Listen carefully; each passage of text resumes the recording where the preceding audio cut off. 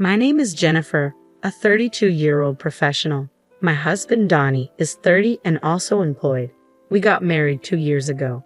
Donnie might seem a bit unreliable at times, but he's a kind-hearted person and quite capable of managing the household chores. I'm a career-driven woman, finding fulfillment in my work and the achievements it brings.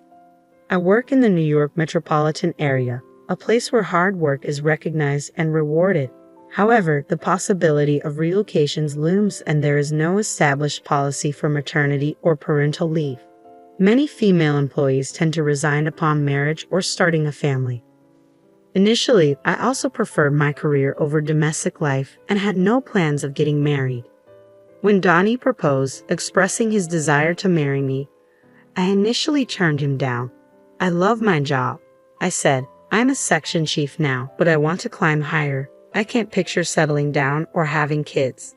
However, Donnie understood my ambitions and promised we would share the housework and not have children. His understanding nature eventually won me over, and I agreed to marry him. Although we both work and sometimes don't divide the chores exactly as planned, we support each other and manage pretty well. We faced some annoying comments from my in-laws like, "You should prioritize your home over your work," or "Aren't you going to have kids?" But it's not too troublesome since Donnie always stands up for me. Living with Donnie has been a pleasant experience, and I've come to appreciate the beauty of married life. Then one day, my supervisor, the department manager, called me in to discuss a potential transfer to a branch office. He said, "What do you think? The position is at a regional branch, but you'll be back at headquarters after 2 years. You'll be a section chief at the new location, and if you keep up the good work, a promotion is guaranteed upon your return. You could even become the first female department head. Not a bad offer, right?" Accepting or rejecting this transfer would significantly impact my career. In our company, everyone who has advanced to department manager or higher has undergone a transfer. Refusing could mean staying at the section chief level with the risk of demotion or being moved to an irrelevant position. Before marriage, I would have jumped at this opportunity without hesitation. But now, as a married woman, I felt a bit restrained. I told my department manager, "Thank you for considering me. Personally, I would like to view this positively.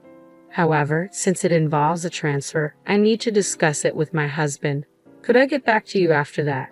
He replied, "Oh, right, you're married. You can choose between going alone or moving with your family. Discuss it thoroughly. I'll be expecting a positive answer." When I got home, I talked to Donnie about it. "I've been offered a transfer," I explained. "I might have to go to the countryside, but if I work hard for 2 years, I can return here. If I continue to perform well, I can get promoted. I want to accept this offer if you're okay with it, Donnie. We can either move together, or I can go alone. What do you think?"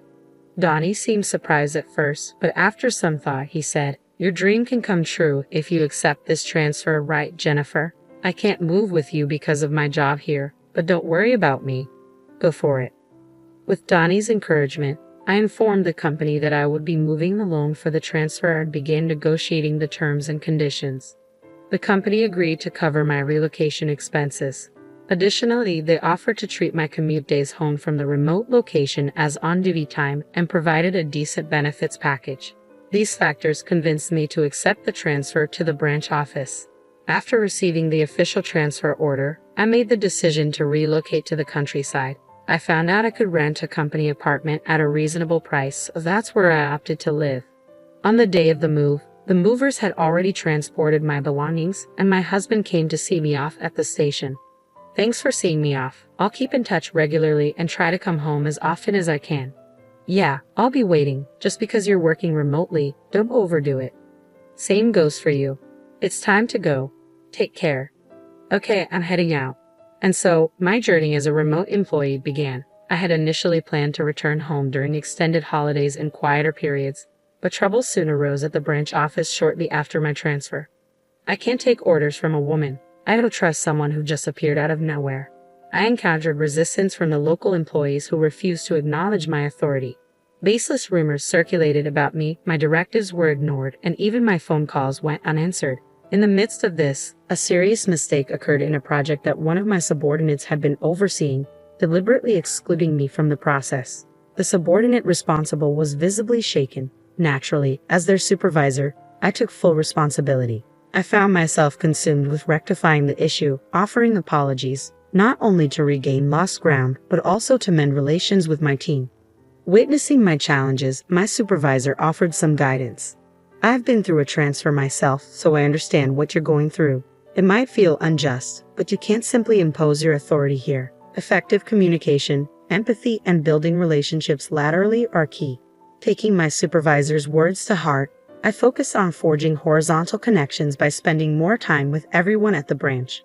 Despite not initially being part of the neighborhood association, I discovered that the company's rental housing fell under its umbrella, prompting me to join. Before I realized it, I found myself struggling to carve out personal time and often unable to return to my home, where my husband patiently awaited my return.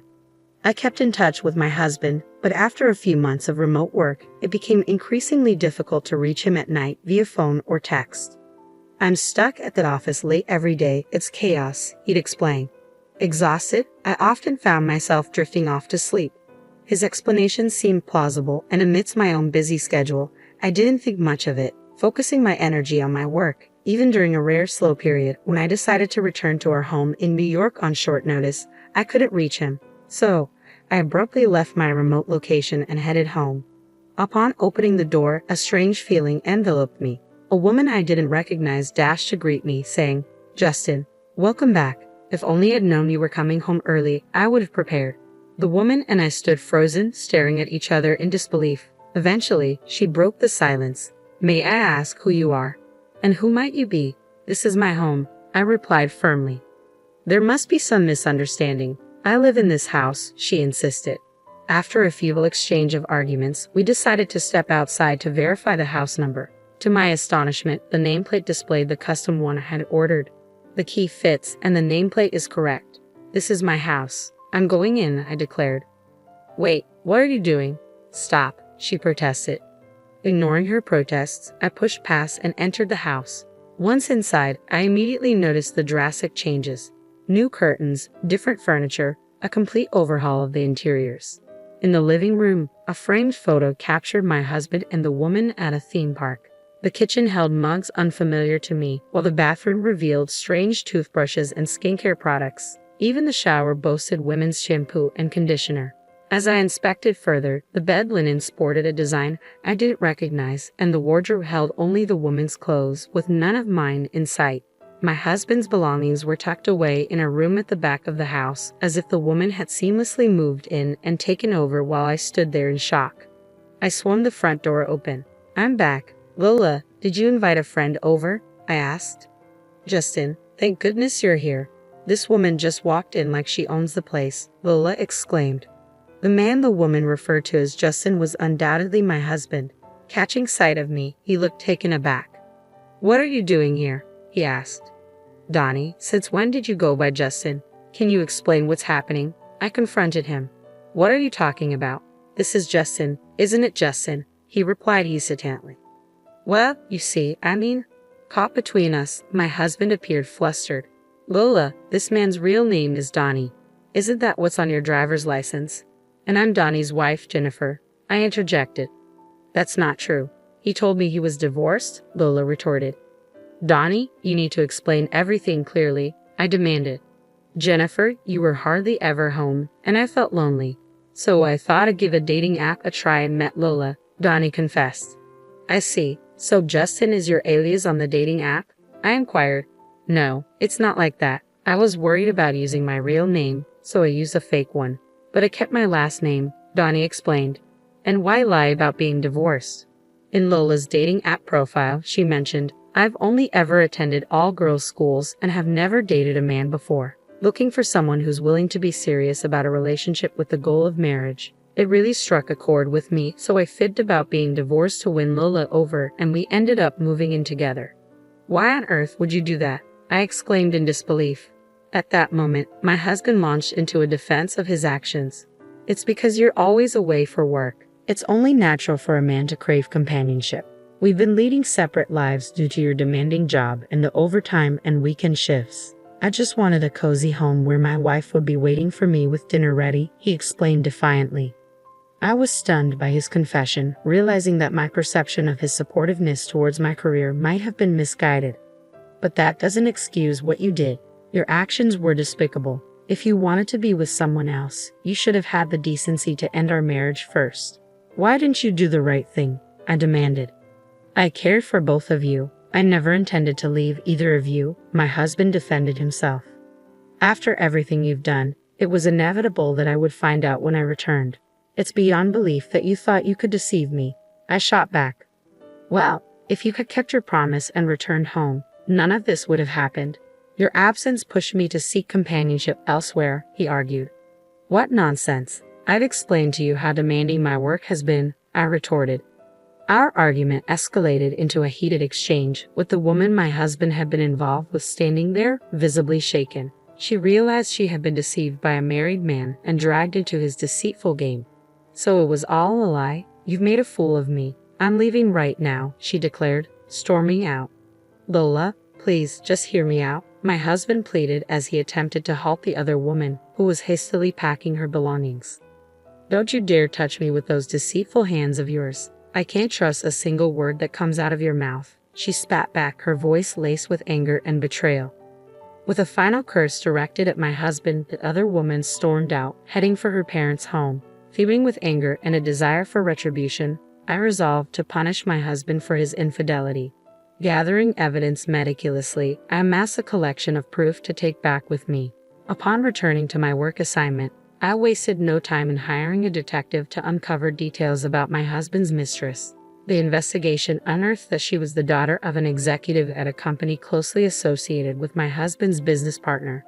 Armed with this information, I instructed my lawyer to dispatch evidence of the affair to both my husband's residence and the other woman's parents.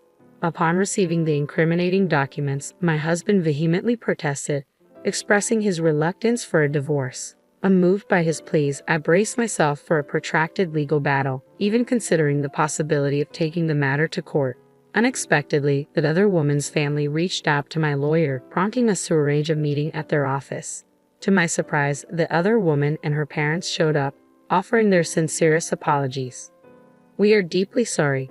Our daughter's actions have caused you immense trouble, and we take full responsibility for that.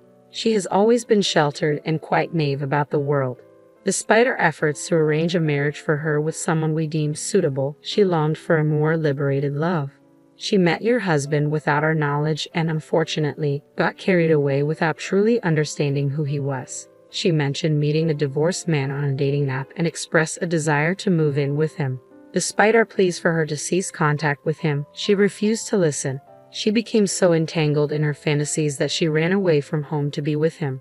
Upon realizing she was the other woman, she was devastated and has since sought therapy. We are prepared to offer you a settlement of $50,000, and we kindly request that you keep this matter confidential. With solemn expressions, the other woman and her parents extended their hands, shaking mine firmly. I appreciate your apology. However, I'll accept it under one condition. I'm in the process of pursuing a divorce, but my husband is unwilling to agree. If you're willing to cooperate by providing testimony if this escalates to a trial, then I'll agree to the settlement, I stated firmly. We agree to cooperate, but we're concerned about our daughter's future. We prefer to avoid any permanent legal repercussions, they responded. Fortunately or unfortunately, my husband's workplace is a client of yours, I revealed. In an unexpected turn of events, the woman my husband had been unfaithful with and I formed an unlikely alliance. Together, we plotted to teach him a lesson. His workplace would soon face a crisis due to his altercation with an executive at one of their client companies. Naturally, all blame would fall squarely on my husband. Meanwhile, back at home, his parents remained oblivious to the turmoil, attempting to reach out to him as they always did. Jennifer isn't answering our calls, and she won't return them either. Is she so wrapped up in work that she's forgotten about us? When is she planning to come back? We miss seeing our grandchild, his mother lamented. Mom, you don't understand. I cheated on Jennifer while she was away on assignment, and now it seems like we're headed for a divorce, my husband confessed. His mother's response was surprising. That woman who neglects Donnie to focus on her job is to blame. Perhaps it's best if you break up with Jennifer and reconcile with the woman you had the affair with, she suggested. It became apparent that my in-laws had chosen to align themselves with the other woman's family, possibly because they perceived them as wealthier than ours. They launched a series of attacks against me, bombarding me with calls that I eventually had to block. Undeterred, they began calling me at work. When I refused to engage with them, they took matters a step further by showing up at my workplace, causing a commotion and creating a scene. "Release our son. It's your fault for being such a career-focused woman that our son strayed. He'd be happier with his lover, so stop interfering," his parents demanded. In response, I exclaimed, "What are you talking about? I'm the one seeking a divorce from Donnie.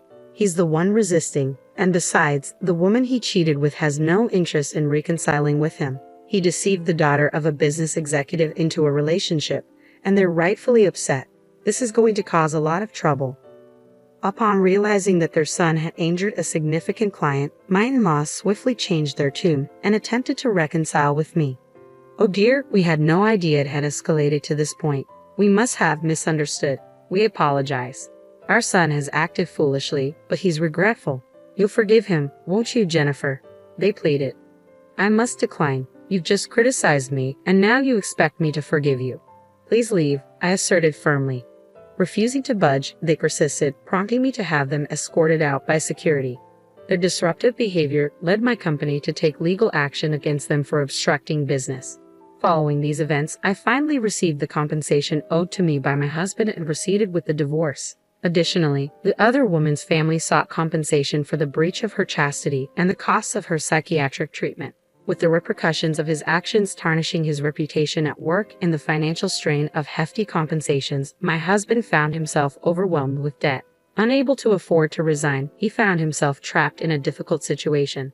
After 2 years of being away on assignment, things had finally calmed down. As I prepared to return to the main office, I reflected on my journey. Successfully completing my assignment had been a significant achievement, leading to my promotion to department manager. It dawned on me that had I not taken on this assignment, I might still be stuck in a loveless marriage.